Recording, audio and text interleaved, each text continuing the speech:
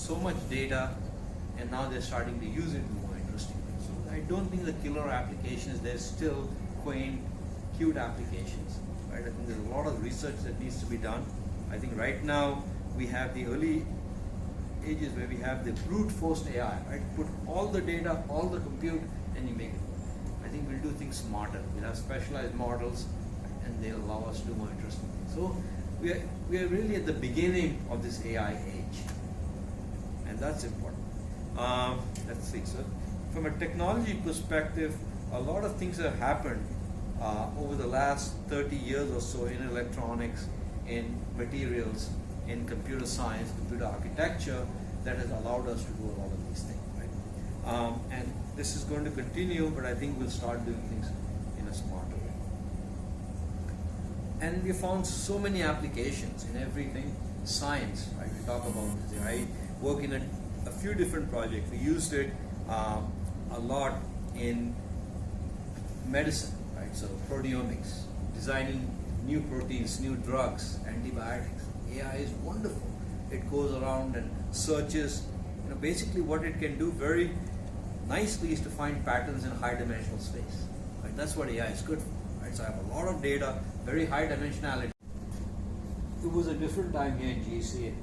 I will tell you, when I graduated, we were under Bombay University, right? And so there was a disconnect between what we were taught and what we were examined on. And so we did lectures in terms of giving an alternate means to help students. For example, you could think about a personalized tutor that can work with a student, and you can provide guidance on top of that as a teacher. Right? So this is one way.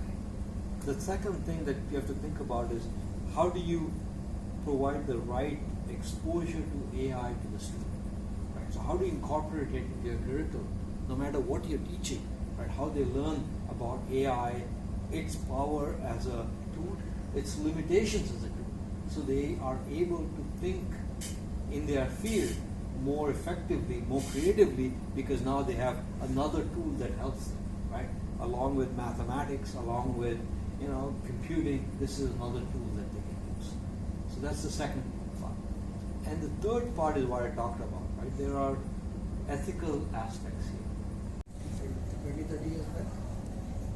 A little more than that. Yeah. 1954, Andrew McCarthy, right? This was a famous Dartmouth camp where they talked about, there was a big argument, is it artificial intelligence or augmented intelligence? And they thought artificial intelligence was a more attractive term, so they coined it. And people have continued to work on it for the last 50 plus years, right? And you had or non-volatile memory or some memory hierarchy onto the computer, moving it from one to the other over the network. That is the most expensive things in terms of power and time and cost, right? And so that's the reason why computing everywhere becomes more non-volatile memory or some memory hierarchy onto the computer, moving it from one to the other over the network. That is the most expensive things in terms of power and time and cost, right? And so that's the reason why computing everywhere becomes, I get speed for the same, right? That around the end of the 1990s, early 2000s, that stopped, right? So now I couldn't make a processor faster by just increasing the clock speed. The only way I could do is to move to multi-core. So most of you have only seen multi-core, especially the students, right? And the reason you went to that is because you couldn't get the processor to go faster and faster. And right now, you have a large number of cores that are not getting faster, but you have more cores. Right? So that changed things because now everything had to be parallel, and that is much harder to do. So I don't know if you learn parallel computing or is in large-scale computing. So focus on how do you build very, very large-scale, either parallel or distributed systems. Think about 100 million processors, a billion processors. How do you build large-scale systems or data centers?